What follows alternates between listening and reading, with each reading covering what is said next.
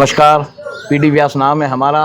आप देखना शुरू कर चुके हैं नारी दूत। आज ऐसे शख्स से मिला रहा हूं जो लोकप्रिय इसलिए नहीं है कि वे कोई सेलिब्रिटी है, वे लोकप्रिय इसलिए भी नहीं है कि कोई राजनीतिक दल के बड़े नेता है, वे लोकप्रिय इसलिए भी नहीं है कि इन्होंने कोई विश्व रिकॉर्ड बनाया हुआ है, बल्कि इसलिए है ये दबंग, निष्पक्ष, निडर और संघर्ष के पर्याय के रूप में इनकी पहचान राजस्थान में है। आप है आरटी एक्टिविस्ट और लोकप्रिय एडवोकेट गोवर्धन सिंह। सर, आपका नाइजो चैनल पर स्वागत है। नमस्कार सर, सबसे पहले तो मैं प्रश्न आपको ये पूछूंगा कि आप ये आरटी एक्टिविस्ट के रूप में पहचान बनाते बनाते एडवोकेट थे, उसके बाद में आरटी एक्टिविस्ट के रूप में पहचान बनी, इसके बारे में बताइए। देखिए, एडवोकेट तो मैं बाद में बना जी। उससे पहले मैं बिजनेसमैन था। आप जिसको आरटी एक्टिविस्ट कहते हैं, ऐसा कोई पहचान, ऐसा कोई कानून में शब्द है ही नहीं। 2005 में सूचना का अधिकार कानून आया, लोगों ने इस्तेमाल किया तो इसकी ताकत पहचान में आई। हमारे द्वारा जो सूचना का अधिकार का इस्तेमाल किया गया, उसके माध्यम से एंटी करप्शन ब्यूरो में, सीबीआई में, कोर्ट में, पुलिस में हमने वो सच्चाई निकाल कर दी और उसके कारण से भ्रष्टाचारियों के खिलाफ, अपराधियों के खिलाफ कार्रवाई हुई। तो लोगों ने जिस रूप में शब्द इस्तेमाल किए वो अलग बात है, और उसके बाद मैं वकील बना हूं। तो आपकी पहचान वकील के रूप में अभी हाल ही फिलहाल हुई है, उससे पहले सर आप गोवर्धन सिंह यानी आरटी एक्टिविस्ट, ऐसा क्यों? देखिए, भ्रष्टाचारियों को मेरे से बड़ा भय लगता था। सूचना के अधिकार का उपयोग आप भी कर सकते हैं, आपने उपयोग किया, आप आरटी एक्टिविस्ट हैं। ये जो कैमरा लेकर बैठे हैं, ये अगर आरटी का इस्तेमाल करते हैं, एक्टिविस्ट हैं। तो ये आरटी एक्टिविस्ट की पहचान लोगों ने जो मुझे दी है, मुझे नहीं पता इस पहचान का किस अर्थ में लोग निकालते हैं अर्थ, लेकिन मुझे ये पता है कि मैंने मेरा काम ईमानदारी से किया था। सर, आप अपना थोड़ा जीवन परिचय भी दर्शकों को बताइए। आप अभी जहां मेरा इंटरव्यू ले रहे हैं, ये बीकानेर में एक कच्ची बस्ती, सर्वोदय बस्ती है। मैं यहीं पर पला बढ़ा पढ़ा, और यहाँ से फिर जब मैं व्यवसाय में गया तो राजस्थान, पंजाब दोनों स्टेट में टेलीकॉम संबंधी मेरा काम था जी। और व्यवसाय करते करते 2005 में सूचना अधिकार आया, और इन भ्रष्टाचारियों के खिलाफ जो कानून सम्मत तरीका है उसको इस्तेमाल करते हुए हमने इन भ्रष्टाचारियों के खिलाफ कानूनी कार्रवाइयां करी। एंटी करप्शन ब्यूरो में पद के दुरुपयोग के मामले दर्ज कराए। और जैसे एग्जाम्पल आपको दे दूं, तो जहां बीकानेर में हम बैठे हैं, यहाँ पर इंजीनियरिंग कॉलेज के पास सरकार की 2000 करोड़ की भूमि को अफसरों ने, नेताओं ने और कुछ भूमाफियाओं ने खुर्द-बुर्द कर दिया था। उसका मुकदमा मैंने दर्ज कराया। 21 लोग मुलजिम हुए, 2 आरएएस थे उसमें। तो ऐसे अनगिनत मामले जो आरटीआई से निकले और आरटीआई से निकलकर उनको मुकदमे दर्ज हुए, ऐसे जो मामले हुए, उसके बाद की जो परिस्थितियां हैं वो 2010 में सरकार मेरे से नाराज हुई इस कारण से, और सरकार ने झूठी कार्रवाइयां की 2010 में, और वो हाई कोर्ट ने फ्लॉप कर दी और उन पुलिस वालों के खिलाफ एक्शन हुआ। ये मेरे जीवन का पहला पार्ट था, और उसके बाद मैं एलएलबी करके वकील बना, और उसके बाद की चीजें आपके सामने आई। नहीं, आरटी एक्टिविस्ट के रूप में आप मतलब फेमस होने के बाद में आपको क्या लगा था क्या कि मैं वकील बन जाऊं तो बढ़िया रहेगा, या बचपन से सोच? मैं एडवोकेट, एक्सीडेंटल एडवोकेट हूँ जी। मतलब मैं एडवोकेट बनना तो चाहता था, ये तो बात है, बिल्कुल इसमें कोई छुपाने वाली बात नहीं है। लेकिन परिस्थितियां ये थी कि हम बिजनेस में गए और ठीक ठाक स्थिति आ गई हमारी, तो हम बिजनेस में रच बस गए थे। लेकिन मन में कहीं ना कहीं ईमानदारी, सच्चाई और वो जो भाव था, कुछ देश के लिए करने का जो भाव था, उस भाव ने मुझे लगा कि अब बिजनेसमैन के रूप में तो ये भ्रष्टाचारी नेता, अफसर और ये सारे लोग मिलकर अपने को जीने नहीं देंगे, क्योंकि पूर्व में 2010 में कोशिश कर चुके थे। फिर मैंने एलएलबी करके और वकालत करने का निर्णय किया, और वकालत में भी जयपुर हाईकोर्ट में शुरुआत की। मुझे लगता है देश के गिने चुने लोगों में से मैं हूं जिस पर लोग इतना ज्यादा भरोसा करते हैं कि आज हाईकोर्ट की वेबसाइट देखने पर मेरे पास खूब सारा काम इस भरोसे के कारण से आ पाया।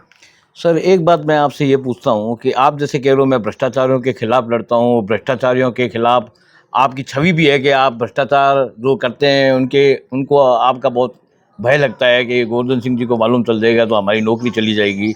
लेकिन कुछ लोग आपके जो विरोधी है वो ये कहते हैं कि गोवर्धन सिंह जी ने आरटीआई एक्टिविस्ट बनकर लाखों करोड़ों रुपए बना लिए, इनका सीकर में मकान है, इनका जयपुर में मकान है, इनका बीकानेर में मकान है, इस पर आप क्या कहेंगे? देखिए, अगर उन भ्रष्टाचारियों ने मुझे मैनेज कर लिया होता जी तो ये बात कोई कहता ही नहीं, वो कर नहीं पाए थे। और आप जिस दिन आरटीआई लगा करके इन भ्रष्टाचारियों का सूचना निकालकर एंटी करप्शन ब्यूरो को दे दो, उसी दिन आप ब्लैकमेलर हो जाएंगे। जनता जानती है, अगर मैंने ऐसा कुछ किया होता तो राजस्थान की सरकार ने मुझे 9 महीने तक जेल में रखा, 121 दिन तक पुलिस कस्टडी में रखा, मुख्यमंत्री पूरी ताकत से मेरे साथ लग रहा था।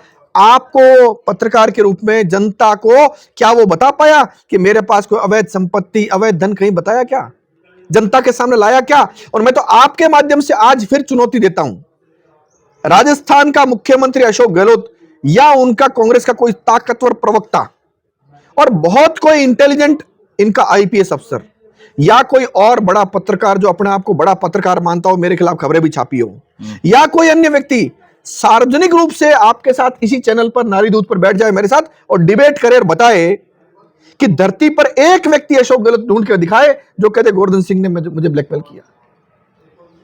असली बात क्या है कि जब भी भ्रष्टाचारी के कपड़े खोलकर जनता को बताओगे कि ये देखो ये बदमाश है, तो आप पर ही आरोप लगेंगे, तो मुझ पर भी लगे। लेकिन क्या आरोप जनता ने माने? इसका जवाब है नहीं। आज जनता का जो सबसे प्रिय लाडला मैं हुआ हूं तो वो मेरी सच्चाई और ईमानदारी के दम पर हुआ हूं। नहीं, जैसे जनता में जैसे आपके विरोधी लोग कहते हैं, इसलिए मैंने आपको ये प्रश्न करा था, इसलिए पूछ लिया कि लोगों में ये भ्रम था कि इन्होंने पैसे बना लिए, वो बना लिए, ऐसी भ्रांतियां फैली हुई है। तो मैंने आपके माध्यम से ये स्पष्ट करना चाहता हूँ, जनता को ये बताना चाहता हूँ कि गोवर्धन सिंह जी वास्तव में है क्या। आपके सवाल का मैंने बहुत ईमानदारी से जवाब दिया है। मैं आपको सत्य कह रहा हूं, जो सूचना सरकार के पास है, किसी आरटीआई आवेदक के पास पहुंचती है, इन भ्रष्टाचारियों को डर क्या लग रहा है? डर क्या लग रहा है? ये लग रहा है नौकरी क्योंकि उनको लगता है कि हमारा भ्रष्टाचार सामने आ जाएगा, हम जेल चल जाएंगे, हमारी अवैध संपत्तियां चल जाएगी। लगना चाहिए कि नहीं लगना चाहिए? लगना चाहिए। तो सवाल आरटीआई आवेदक से होना चाहिए, सवाल भ्रष्टाचारी से होना चाहिए? सवाल भ्रष्टाचारी से होना चाहिए, तभी इस देश में हिंद की जय होगी। बताइए। तो सर, आपके सामने क्या क्या चुनौती आई है आरटीआई लगाने के बाद में? देखिए, चुनौतियां सबसे पहली तो आती है कि आपके परिवार के लोग नाराज होते हैं। भाई, भ्रष्टाचारी ताकत लगाते हैं, सिफारिश कराते हैं, लालच देते हैं, सब करते हैं। जब उनकी पार नहीं पड़ती तो परिवार को, जिनको दोस्तों को जो सिफारिश की जाती है, वो हमसे नाराज होते हैं। सबसे पहले उनकी नाराजगियां झेलनी होती है। नाराजगियां झेलने के बाद फिर वो धमकियां देते हैं, धमकियां देने के बाद अपने खिलाफ झूठी कानूनी कार्रवाइयां कराते हैं। और कई सारे भ्रष्टाचारी जो राजस्थान के देश के हैं, वो तो संगठित है, जनता संगठित नहीं है। इसलिए ये गोरे अंग्रेज जाने के बाद काले अंग्रेजों ने राज करने की जो नीति अपनाई थी, उसमें मुझे लगता है प्रताड़ना तो सामान्य बात है। और देश के लिए जब कुछ अच्छा कर रहे आप चले थे, तो मुझे पता था कि इसका परिणाम क्या होता है, तो ये सोचकर ही मैं चला था और मुझे लगता है मैं सफल भी हुआ हूं काफी हद तक। सर, पूर्ववर्ती जो अशोक गहलोत सरकार है, उन्होंने आपके खिलाफ कई झूठे सच्चे मामले भी दर्ज करवाए हैं। उसमें कई मामलों में आप जेल भी रहे, 9 महीने लंबी जेल का और पुलिस कस्टडी का जो रिकॉर्ड है राजस्थान में केवल आप ही के नाम है, शायद कि आपने सबसे लंबी पुलिस कस्टडी में रहे हैं आप। शायद तो इसमें कितने मामले सच्चे हैं और कितने गलत है? आप ये बताइए कि ये मामले कब दर्ज हुए? जब मैंने एक गरीब जाट गैंगरेप पीड़िता की तरफ से कोर्ट में पैरवी की और कोर्ट ने अशोक गहलोत के खिलाफ और बड़े आईपीएस अफसरों के खिलाफ एफआईआर का ऑर्डर किया। और अशोक गहलोत जो अपने आप को नकली गांधी समझता है, असली गांधी समझता है, उसको क्या एफआईआर दर्ज करके जनता को नहीं बताना चाहिए था कि इस एफआईआर में असली बात ये थी? नहीं बताया।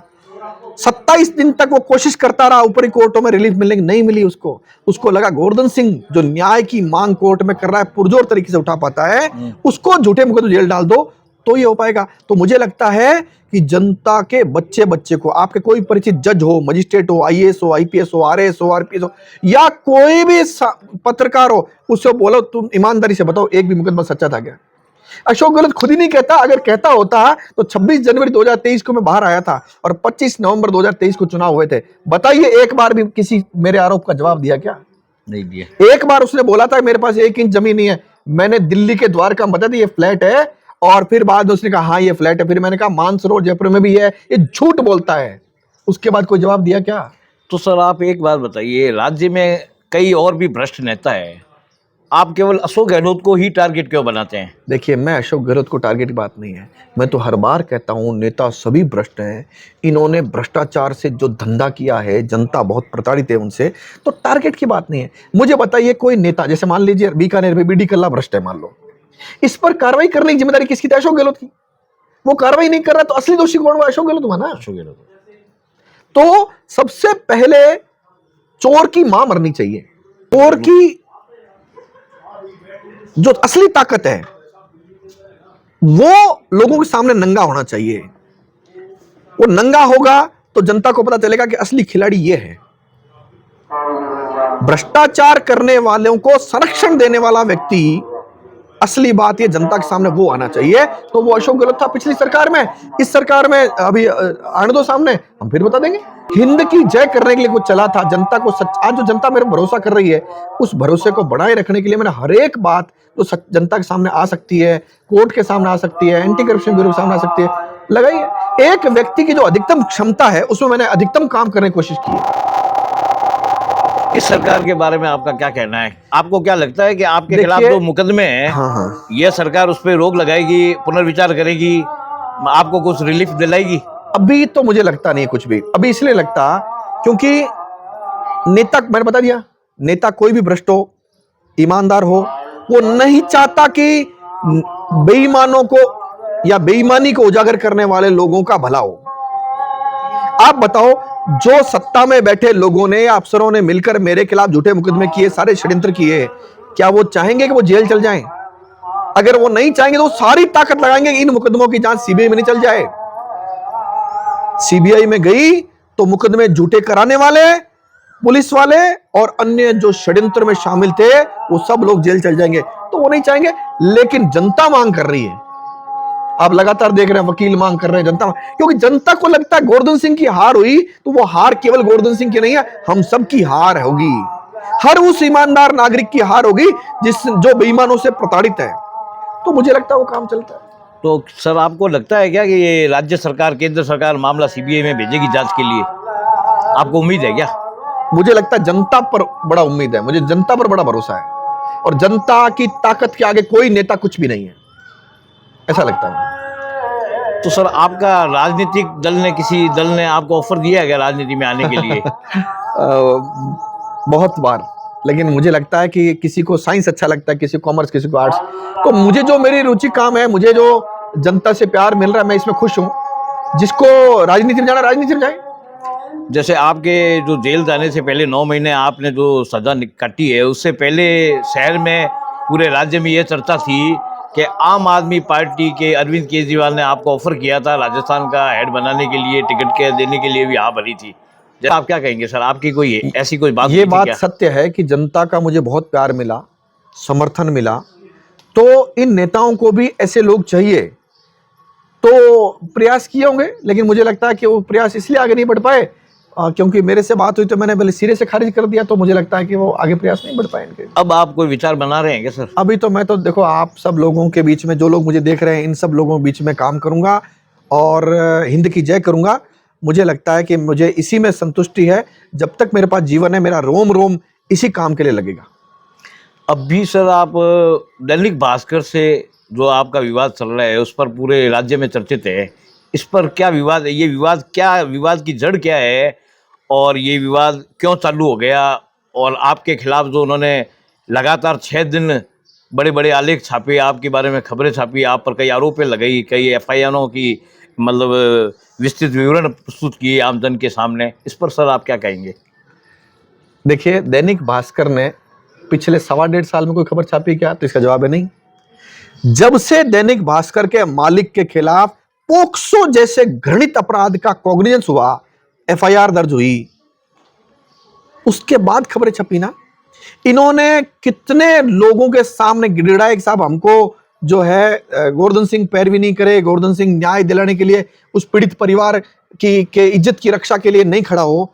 और जब वो सारे प्रयास दैनिक भास्कर विफल हुए, उसने फ्रंट पेज पर राजस्थान एडिशन में ऊटपटांग खबरें छापी। कब? जब उनके खिलाफ पोक्सो एक्ट की एफआईआर दर्ज हुई। अब सर, इतना मानना है, कानून में अगर जरा सा भी दम है तो ऐसा अपराधी बचना नहीं चाहिए। मैं जानता हूं वो बहुत ताकतवर व्यक्ति है, मुझे दबाने के लिए जो कंप्लेनेंट है इस केस की, उस कंप्लेनेंट को दबाने के लिए, बयान पलटाने के लिए उसने ये सारी खबरें मेरे खिलाफ प्लांट की। लेकिन ईश्वर और प्रकृति अपने आप न्याय करती है। आप इंतजार करिए, न्याय होगा। जी, आप थे गोवर्धन सिंह जी।